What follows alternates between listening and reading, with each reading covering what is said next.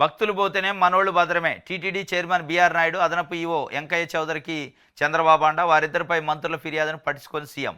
తన ఘోర వైఫల్యాలను దాచిపెట్టి కపట నాటకం. Tirupati east DCP, TTD vigilance డీసీపీలపై చర్యలు శూన్యం.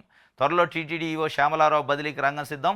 తమ రాజకీయ ప్రత్యర్థులపై అక్రమ కేసులకు సహకరించని సివిఎస్ఓ శ్రీధర్పై ప్రభుత్వం బదిలీ వేటు. ముందే అనుకున్న వ్యూహం ప్రకారం పవన్ కళ్యాణ్ గప్చిప్పు, బీఆర్ నాయుడు ద్వారా డిప్యూటీ సీఎంకు బాబు బ్రేకులు.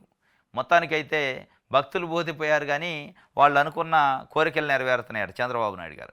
ఎవరినైతే టీటీడీ నుంచి తొలగించాలి ప్రక్షాళన చేసి అనుకుంటూ వాళ్ళందరినీ ఈ కారణం చూపించి తొలగిస్తాడు. దాంట్లోనే విజిలెన్స్ డిఎస్పీ కానీ ఇంకొక ఎస్పీని బదిలీ చేయటం కానీ ఇవన్నీ కారణాలు ఏంటంటే తొక్కిసలాట జరిగింది.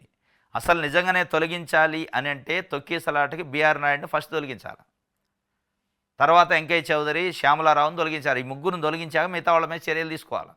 వాళ్ళు మీ ముందే మాటగా మాట అనుకొని బాహాబాహికి దిగారు. అంటే వాళ్ళ మధ్యలో ఏ స్థాయిలో కోల్డ్ వార్ నడుస్తుంది, ఆ కోల్డ్ వార్లో టీటీడీ ఎంప్లాయీస్ ఎంత ఇబ్బంది పడి ఉంటారు, ఆ ఇబ్బంది వలన నిన్న 6 మంది చనిపోవడానికి, మృతి చెందడానికి కారణం అనేది స్పష్టంగా అర్థమవుతుంటే, నువ్వు ఎవడోడి మీద పనికి రాకుండా అసలు అవసరం లేని వాళ్ళ మీద చర్యలు తీసుకొని నేను చర్యలు తీసుకున్న వెయిట్ వేసిన. ఏంది వెయిట్ వేసేది? వెయిట్ వేయాల్సిన వాళ్ళ మీద వేయాలి. ఎందుకు వేయడం అంటే మనోళ్ళు. వెంకయ్య చౌదరి మనోడు, బీఆర్ నాయుడు మనోడు, నీకు నాయుడు నాకు నాయుడు ఉంది కోసన, కాబట్టి నువ్వు సేఫు. నీకు చౌదరి నాకు చౌదరి ఉంది కాబట్టి నువ్వు సేఫు.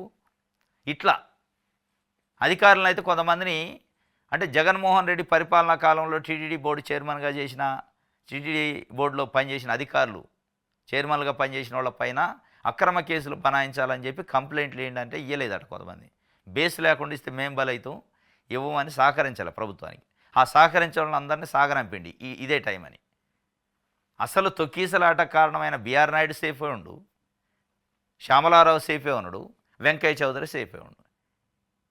ఇది అందుకే ఈ వార్త ఇచ్చిండు. భక్తులు పోతేనే మనోళ్ళు అయితే భద్రంగా ఉండరు, వేటేయాల్సిన వాళ్ళ మీద వేసిన వారు ఆయన మంచిగా ఉందని.